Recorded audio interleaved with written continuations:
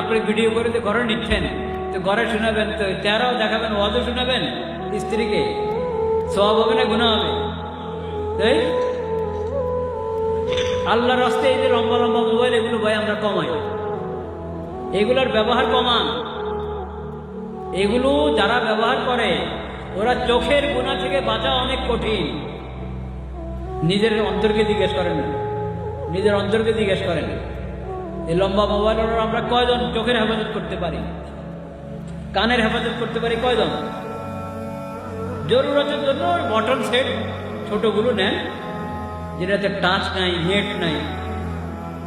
এই বড় বড় মোবাইল এগুলো দিয়ে আপনার নেটের মধ্যে অমুকের বয়ান শুনুন, তমুকের বয়ান শুনুন।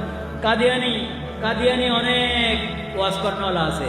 নেটে আপনি যদি ইসলাম সম্পর্কে জানতে চান, ইসলাম দিয়ে সার্চ দেন, হ্যাঁ, যারা মোবাইল ওরা সার্চ শব্দ বুঝে নিশ্চয়ই, আপনি ইসলাম শব্দ দিয়ে যদি ওখানে টিপ মারেন বের হবে।